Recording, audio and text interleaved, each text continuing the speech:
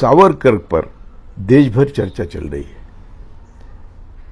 बहनों और भाइयों, जब भी ब्राह्मण आर्यभट्ट ब्राह्मणवादियों के खिलाफ या उनके नेता के खिलाफ हम बात करते हैं तो सब देश में दंगे होते हैं, अशांतता फैलती है। राहुल गांधी ने क्या कहा? राहुल गांधी ने कहा सावरकर ने माफी मांगी है, वो माफी मांगता है। उन्होंने उनके 8 पत्र हैं ब्रिटिशों को दिए हुए, मैटर ऑफ रिकॉर्ड है। सावरकर को लंदन में बलात्कार के केस में शिक्षा हुई है और वो भी शिक्षा उन्होंने कोर्ट में गुनाह कबूला था, इसलिए शिक्षा हुई है। तो जो भी ब्राह्मण पुरुष की खिलाफ बोलता है तो ये लोग ऐसा ही माहौल उठाते हैं। राहुल गांधी ने माफी मांगना चाहिए, किसी ने माफी मांगने की जरूरत नहीं। जेल में भी वो उनको कंसेशन दिए थे, उन्होंने माफी मांगी थी, इसलिए वो बाहर आए और हमेशा स्वतंत्रता आंदोलन को विरोध किया।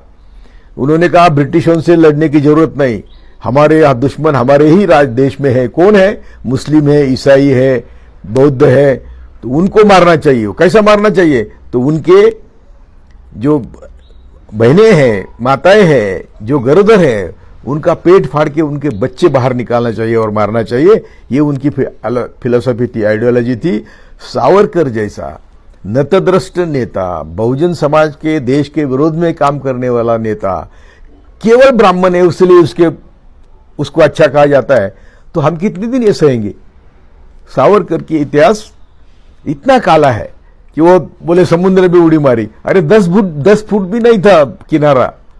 आप सब बात जानते नहीं कि ये झूठ का बतंगड़ बनाते हैं ना। उसको किसी ने स्वातंत्र्य वीर सावरकर की पदवी दी है, वो खुद को वीर कहता है, रात दिन झूठ बोलता है। उनका पीए लिमये करके उन्होंने लिखा है इनके बारे में कि इतना झूठा आदमी कभी देखा नहीं मैंने। उनका पीए लिखता है।